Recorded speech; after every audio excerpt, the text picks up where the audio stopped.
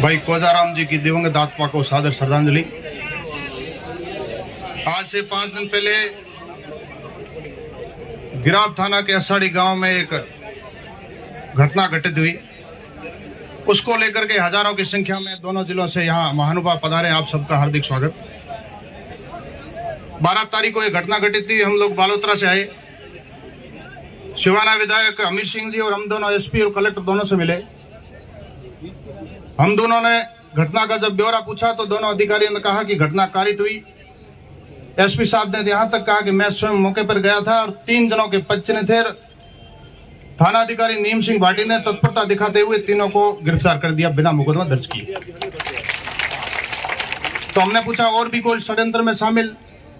SP साहब ने कहा कि हमारी नजर में 3 लोग थे, तीनों को तुरंत हमने गिरफ्तार कर दिया।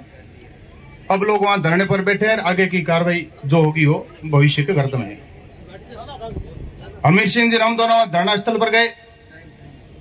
हमने कोजाराम जी के स्वर्गीय आत्मा को वहां भी श्रद्धांजलि अर्पित की। मीडिया कर्मी आए, उनके सामने हमने यही मांग की कि जो दोषी है वो बचना नहीं चाहिए, निर्दोष है वो फंसना नहीं चाहिए।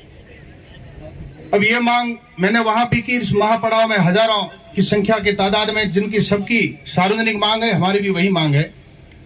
परंतु मैं इस मंच के माध्यम से मेघवाल बंधुओं सहित समाज के 36 वर्ग के लोगों से यह आह्वान करना चाहता हूं कि क्षत्रियों के इतिहास को अगर ठीक से खंगाला जाए, ठीक से उसके ऊपर अवलोकन किया जाए।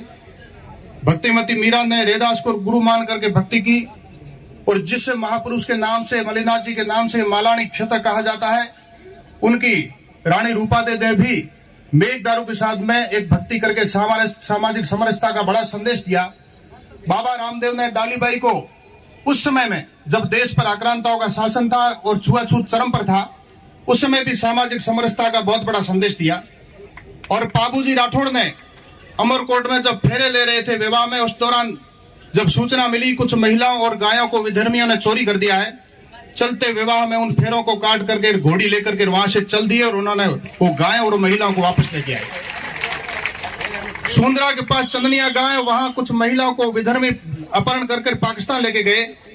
भीम सिंह जी सोडा के नेतृत्व में, वही भीम सिंह जी, ये असाड़ी का जो गुलाब सिंह का पीड़ित परिवार है, इसी के दादा भीम सिंह जी ने वहां पीछे जाकर के बल के साथ पीछे जाकर विधर्मियों से महिलाओं को छोड़ा करके वापस लाए थे।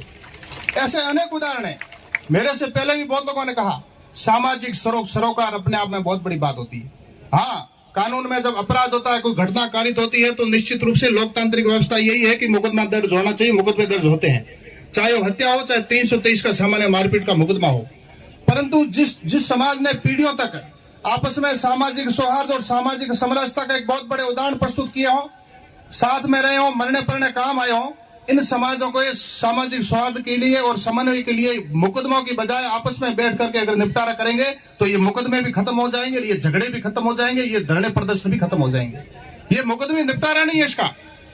हाँ, कानून है, मुकदमे दर्ज करने पड़ते हैं, कोई मना नहीं है।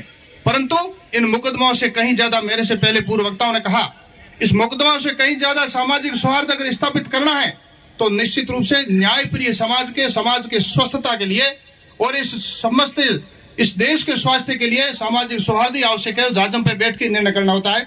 इसलिए मैं न्याय की मांग के साथ साथ, यानी दोषी को सजा मिले और निर्दोष नहीं फंसने चाहिए, उसके साथ साथ हम सामाजिक सौहार्द के लिए कटिबद्ध हैं। आप भी संकल्पित हैं। सबसे शालीनता और संजीदगी की अपेक्षा की जाती है और निश्चित रूप से पीढ़ियों तक हमने उसका निर्वहन किया है। आप सभी पधारे। न्याय की मांग में हम सब एक साथ हैं। किसी एक परिवार के प्रति हम सबकी सहानुभूति हो सकती है। हम किसी जाति के खिलाफ नहीं है, हम किसी व्यक्ति के खिलाफ नहीं है, लेकिन ये न्याय की मांग हम लोकतंत्र में जो सब करते हैं वैसे भी करते हैं। दोषी बचना नहीं चाहिए, निर्दोष फंसना नहीं चाहिए। उसके साथ साथ हम सामाजिक सौहार्द के लिए कटिबद्ध हैं। जय हिंद, जय भारत।